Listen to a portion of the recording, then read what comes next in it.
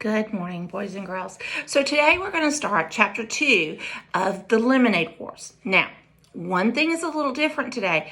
It's a really long chapter. So to help on time and to save on your sanity, I'm only going to read half of it today, and I'll read half of it for tomorrow. I do want you to know that we're still going to review the words. So yesterday's word was slump. Slump. Now, it talked about that slump was a drop in activity or finances. Well, looks like some of us may be going through a slump right now. Our word for today is breakup. Right here, a breakup. And it says to dissolve a unit or an organization. The Justice Department sometimes forces a breakup of large corporations into several smaller companies. Now, can you think of another word, another meaning for a breakup? Okay, yeah. So I heard someone say a breakup like a boyfriend and girlfriend might break up, or a friendship might break up, or, a class might break up. That's right. Well, that's what our class is going through right now. We're going through some withdrawals, not seeing each other. So here we go. What are our characters? What were their names? Do you remember? So we had Jesse, we have Evan, and we have Mom. And they're all Tredskis. Tredskis is their last name. Jessie didn't get it. She just didn't get it. What's Evan's problem? He'd been acting like a weirdo for 2 days now. And it was 2 days ago that the letter arrived. But why would he be so upset about the letter? This was a puzzle, Jessie told herself, and I'm very good at puzzles. But it was a puzzle about feelings, and Jessie knew that feelings were her weakest subject. Jessie sat in the cool darkness of the basement and thought back to Monday, the day the letter had come. Everything had been normal. She and Evan were putting together a lemonade stand in the driveway when the mailman walked by and handed Jessie a bundle of letters. Evan never bothered to look at the mail, but Jessie was entering a contest and she expected to win, so she flipped through the letters right away. Boring, boring, boring, said Jessie, as each letter flashed by. Hey, something from the school, and it's addressed to Mom. She held up a plain white envelope. What do you think it is? Don't know, said Evan. He was in the garage uncovering a small wooden table they used for the stand. It was buried underneath 2 snow cones, 2 boogie boards, and a garden hose.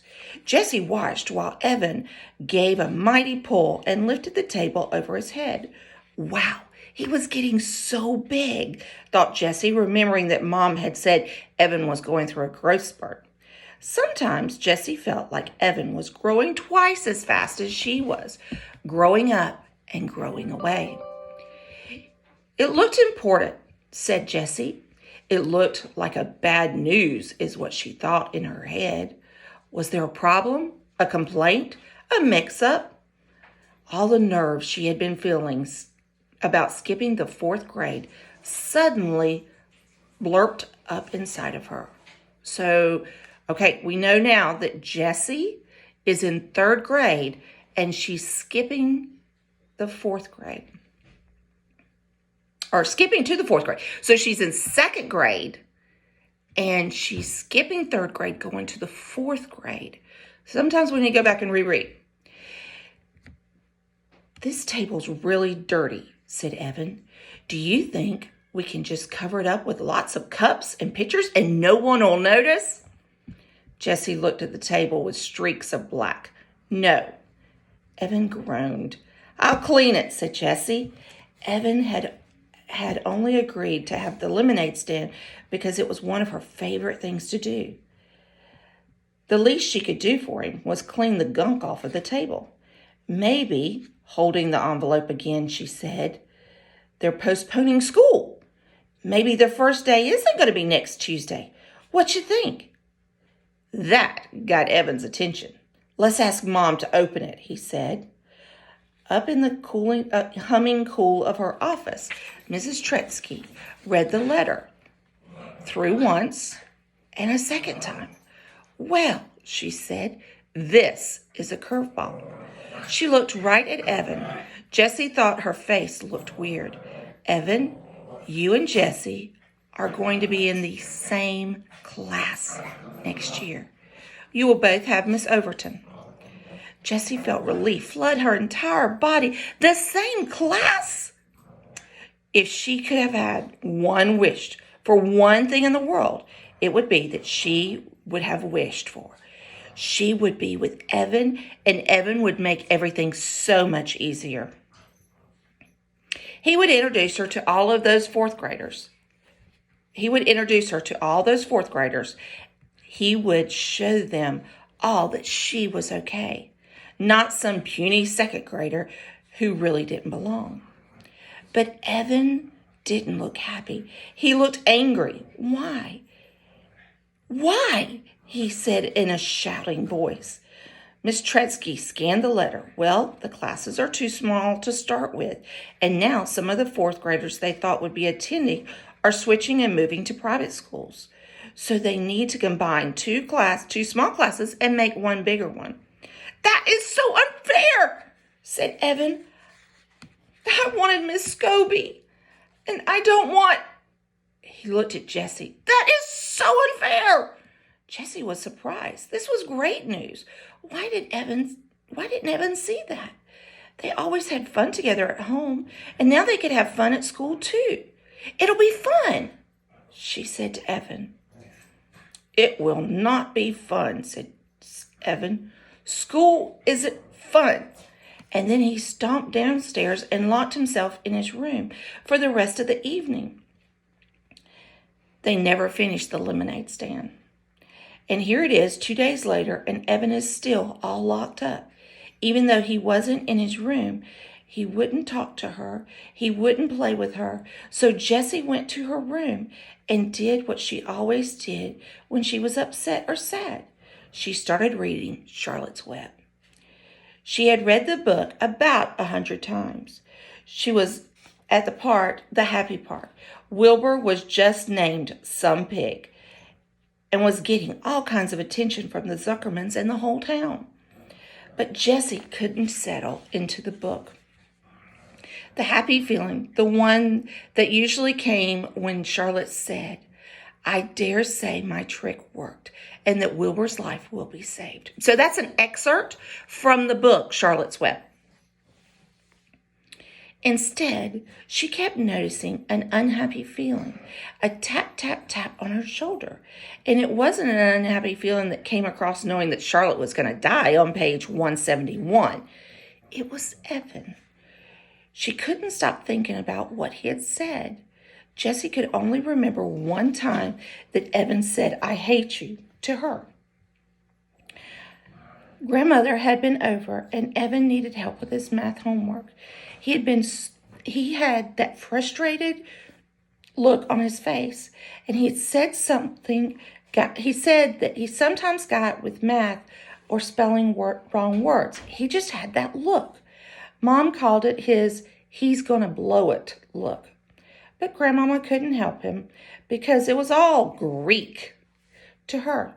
So Jessie had to show him how to do each problem. Well, she sort of just jumped in and had done the problems for him. That was helping, wasn't it? Grandma had called her a girl genius, but Evan had ripped the paper in half and ran upstairs shouting, "I hate you!" just before slamming his door. That was last year. Jessie rested the book on her stomach and stared at the ceiling. People were confusing. She'd rather do 100 math problems than try to figure out someone else's mixed up feelings any day of the week. That's why she and Evan got along so well. He'd just tell her straight out, "I'm mad at you because you ate the last Rice Krispie treat." And she'd say, "Sorry. Hey, I've got some Starburst in my room." And that would be that. It would be over with. Evan was a straight shooter, not like the girls in the school, the ones who had started up a club. She rolled over on her side and to get away from all those thoughts. Across the room, opposite wall, she noticed 3 pieces of foam board her mom had brought for Jesse's Labor Day project. Every year, the Rotary Club sponsors a competition for kids to see who could come up with the best display related to the holiday. This was the first year that Jessie was old enough to participate, and she had begged her mom for foam board, gel pens, fluorescent papers, and a special sticker for her display. She was determined to win the prize, $100. But she hadn't been able to come up with a single idea that seemed good enough. So here it was, just 5 days before the competition, and the foam cardboard was still blank. Jessie reached for her book. She didn't want to think about girls at the school. She didn't want to think about the competition, so she just started reading again. Wilbur and Charlotte were at the fair, and Charlotte was beginning to show... Who was Charlotte? Charlotte was the spider. The spider was beginning to show her age. Jessie read the words that Wilbur said to his best friend. I'm sorry to hear that you are feeling poorly, Charlotte. Perhaps if you spin a web, you'll catch a couple of flies and feel better. And that is the end of Chapter 2, Part B. Now we will do Chapter 2, Part... I just messed up, and I'm not going to record this again. So that was the end of Part A, Chapter 2. And we'll do Chapter 2, Part B tomorrow. I hope you've enjoyed the reading. If you don't understand a word, guys, or you don't understand a phrase and what it means, pause the video. Go back, listen to it again. Ask your parents for help.